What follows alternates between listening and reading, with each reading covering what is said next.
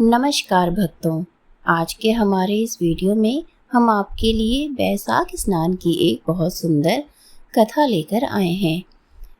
इस कथा के अनुसार एक समय की बात है, किसी नगर में एक राजा राज्य किया करता था। वो बहुत धन्यवान, दयावान, धर्मात्मा और भगवान विष्णु का परम भक्त था।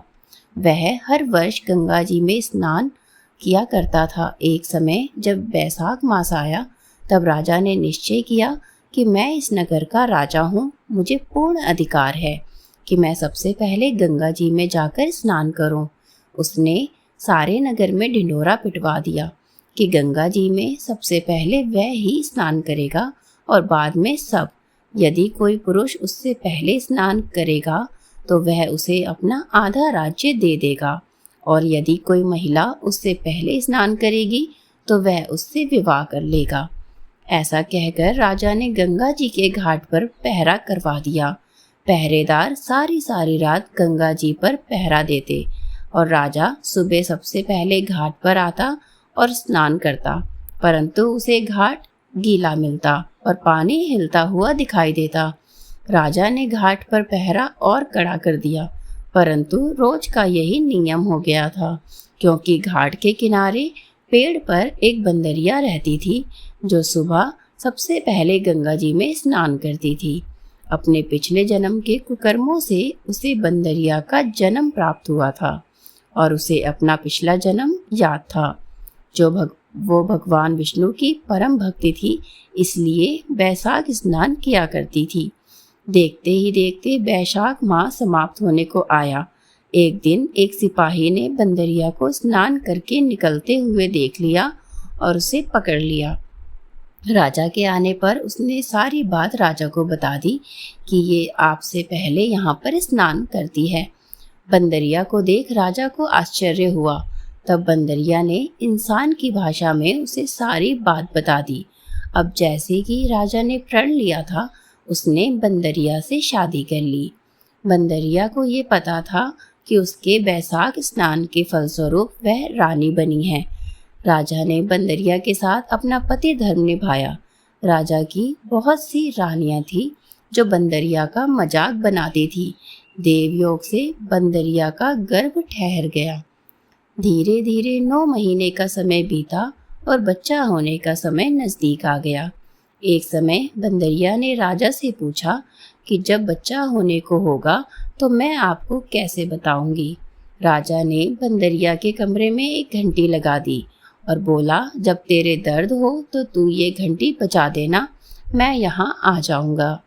जब बाकी रानियों ने घंटी लगी देखी तो पूछने लगी कि ये घंटी क्यों लगवाई है, तो बंदरिया ने सारी बात उन्हें बता दी। रानियाँ हंसने लगी और बोली, जरा बजा कर तो देखो राजा जी आते हैं या नहीं।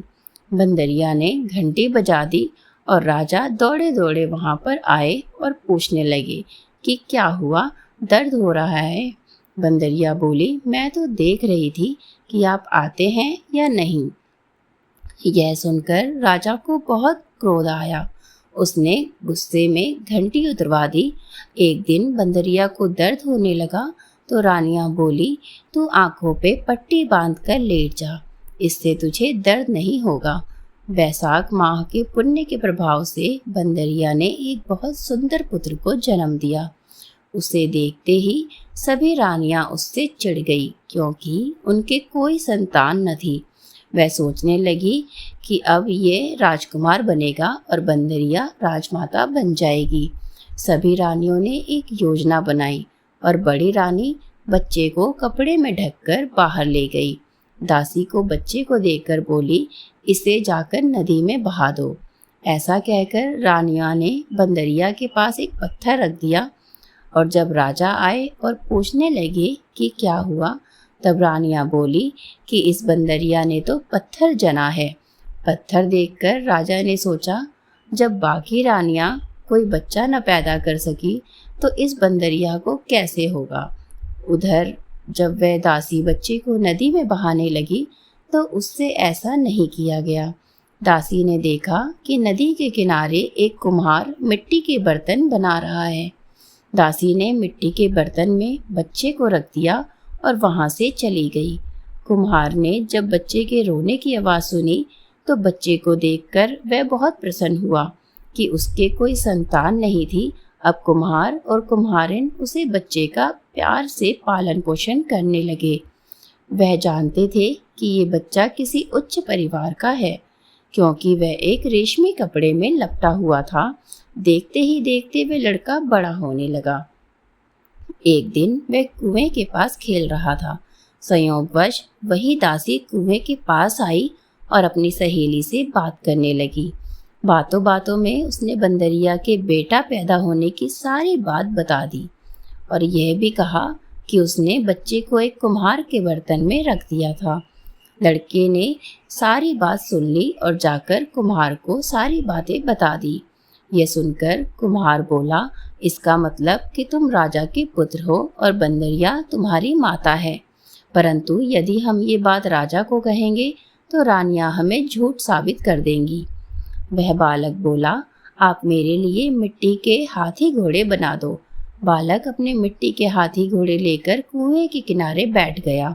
जब दासियां पानी भरने आई तब वह बालक बोला, मेरे हाथी घोड़ा को भी पानी पिला दो। दासियां बोली, मूर्ख, मिट्टी के हाथी घोड़े भी कभी पानी पीते हैं?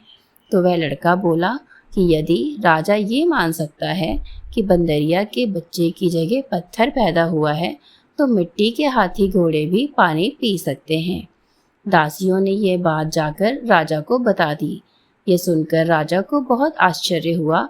उसने बंदरिया से पूछा तो वह बोली, मुझे कुछ नहीं पता, मेरी आंखों पर तो पट्टी बंधी थी। राजा ने रानियों से पूछा तो रानियां बोली, हमने पत्थर पैदा होते देखा है। राजा को रानियों की बात पर विश्वास हो गया। राजा ने कुम्हार को और उसके बेटे को देश निकाला दे दिया। अब वह जंगल में अपनी झोपड़ी बनाकर रहने लगे।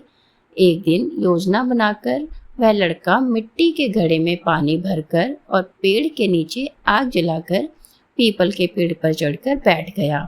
कुछ ही देर में जंगल में नगर की कुछ लड़कियां आई और लकड़ी काटने लगी। लकड़ी काटते काटते थकान से उन्हें प्यास लगने लगी तो उन्होंने पेड़ पर बैठे उस लड़के को देखा तो उससे पानी मांगने लगी। तो वह बोला, पानी के बदले तुम्हें मेरा एक काम करना होगा। मेरा गमछा पकड़कर तुम्हें मेरे पीछे पीछे चलना होगा। प्यास से व्याकुल होकर लड़कियों ने हाँ कर दी और पीछे उसके चलने लगी। लड़के ने पीपल की ओर अग्नि के चक्कर लगाना शुरू कर दिया और फिर उन्हें पानी पिला दिया। पानी पीकर सभी लड़कियां अपने अपने घर चली गई। घर जाकर उन्होंने सारी बात अपने माता पिता को बताई। सभी लोग इकट्ठे होकर राजमहल में पहुंचे। वहां राजपुरोहित जी को सारी बातें बताई गई तो वह पूछने लगे, पीपल के साथ क्या वहां अग्नि भी थी? तो लड़कियां बोली, हाँ, वहां अग्नि भी थी। राजपुरोहित जी बोले, इन सभी लड़कियों का विवाह उस एक लड़के से हो गया है। अब राजा सभी के साथ उस लड़के से मिलने जंगल में पहुंचा और बोला, तुमने इन सभी से विवाह किया है? लड़का बोला, हाँ, मैंने इन सब से विवाह किया है। राजा बोला, अब तुम्हें इन सभी को अपने साथ रखना होगा। उसके बाद लड़के ने कहा, मैं तो जंगल में यहाँ वहाँ घूमता हूँ, मेरे पास तो घर भी नहीं है, मैं इन्हें कहाँ रखूँगा। तब राजा ने लड़के से कहा कि तुम हमारे साथ नगर में चलो, मैं तुम्हारे लिए घर बनवाऊँगा जहाँ तुम इनके साथ आकर रह सकते हो। देखते ही देखते उसका घर तैयार हो गया और उसकी सभी पत्नियों को एक एक पुत्र रत्न की प्राप्ति हुई। अब लड़के ने राजा को रानियों के साथ भोजन पर आमंत्रित किया। राजा सभी रानियों के साथ उसके घर गए, परंतु बंदरिया को नहीं ले गए। तब लड़के ने पूछा, आप अपनी सबसे छोटी रानी को अपने साथ लेकर क्यों नहीं आए? राजा बोला, उसे इन चीज़ों की समझ नहीं है, इसलिए वह बाहर आती जाती नहीं। लड़के के आग्रह करने पर बंदरिया को वहां बुलवाया गया। बंदरिया के आते ही लड़के ने उसके पैर छुए और उसे पूजा में बिठाया। अपनी सभी पत्नियों से कहा कि रानी माँ का आदर करते हुए एक एक कर बच्चों को उनकी गोद में दो और उनसे आशीर्वाद लो। यह सब देखकर बाकी की रानियां चिढ़ गई और राजा से बोली, आपने हमें यहाँ बुलाकर हमारा अपमान करवाया है, हम यहाँ नहीं रुकेंगे। ऐसा कहकर सभी रानियां वहाँ से जाने लगी। तभी वह लड़का बोला कि ये मुझे जन्म देने वाली मेरी माँ है। राजा बोले, ये तुम क्या कह रहे हो? तब लड़के ने रानियों की योजना की सारी बात राजा को बता दी और उसे दासी से गवाही दिलवाई, जो इस घटना की गवाह थी। यह सुनकर राजा को बहुत क्रोध आया और उसने अपनी सभी रानियों का त्याग कर दिया और बंदरिया रानी पुत्र बहू और पोतों के साथ महल में सुखपूर्वक राज्य करने लगा। हे भगवान विष्णु, जैसी कृपा आपने उस बंदरिया पर करी, वैसी ही इस कहानी को कहने, सुनने और हुंकार भरने वाले सब पर करना। जय श्री हरि विष्णु। वीडियो पसंद आई हो तो वीडियो को लाइक और चैनल को सब्सक्राइब जरूर करें।